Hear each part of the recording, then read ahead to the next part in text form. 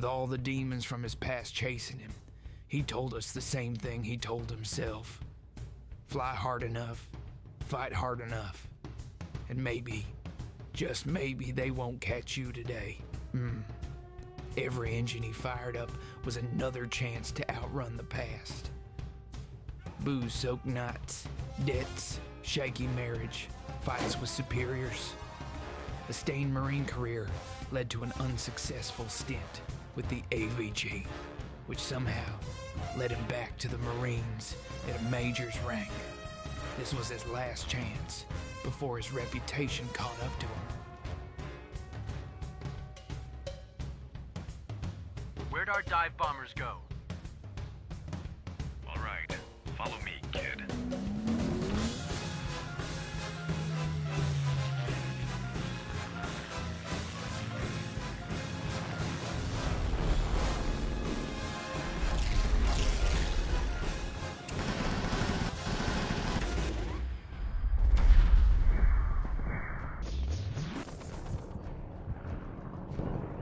Pappy, bandit on your 6.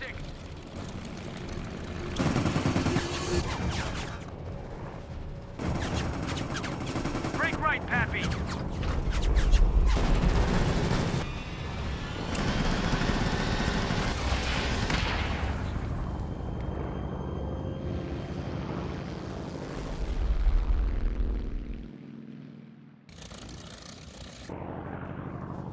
It was just then that our squadron showed up.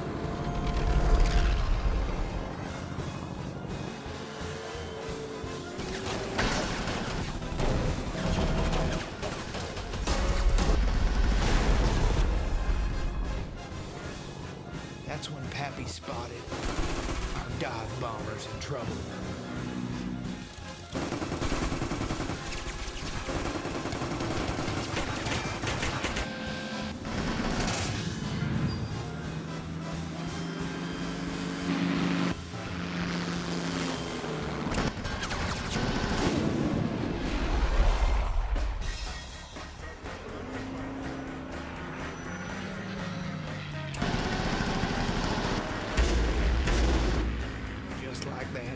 He was ace in a day with 5 kills. From then on, he was our leader, and we wouldn't have anyone else.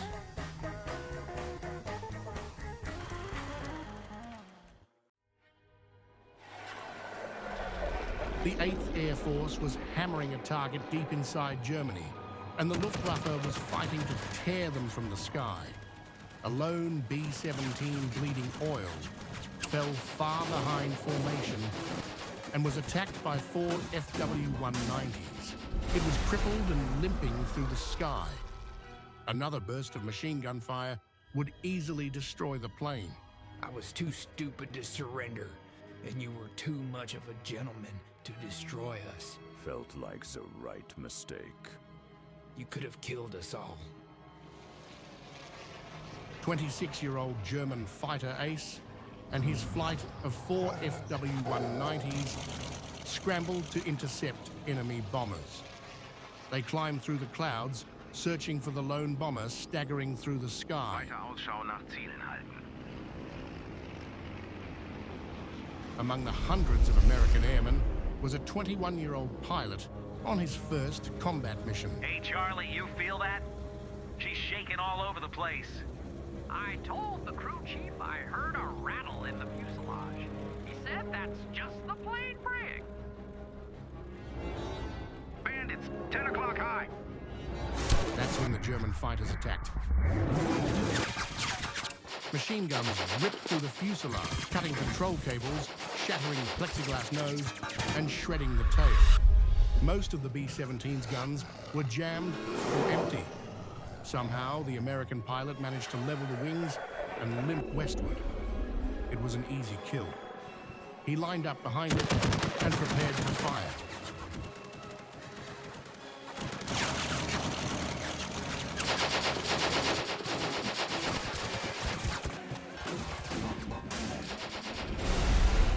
But then, he could see through the gaping holes in the tail.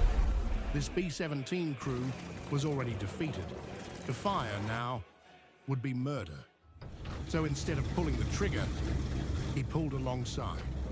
You see this? He must be nuts. The American refused, shaking his head.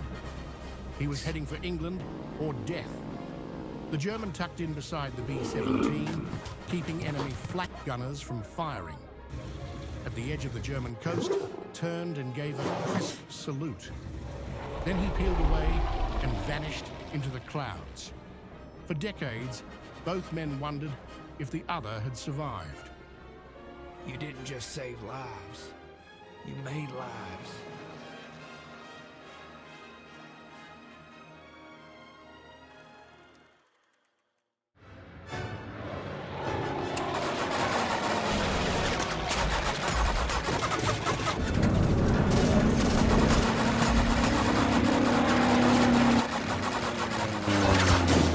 Minutes earlier, Captain Howard Curran was leading a section of P-47Ds out of Belgium to hunt tanks and trucks that were cutting through US lines. As Curran's flight streaked along a forest road at treetop height, they spotted a German armored column. 4 FW-190s dove out of the clouds straight at him. One Fokker-Wulf overshot.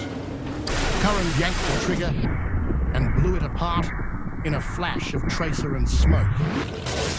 The thunderbolt roared through the valley, trees whipping past on both sides, using the P-47's brute power instead of finesse.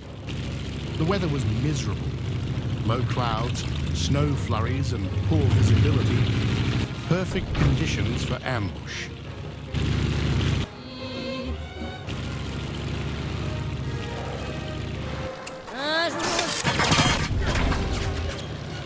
The remaining German followed him down to the deck. For 5 minutes, they dueled under 300 feet, weaving between trees and smoke columns from burning tanks. Curran's canopy was struck. His fuel gauge hit empty, but he pressed on. He chopped throttle, let the 190 slide ahead, and fired.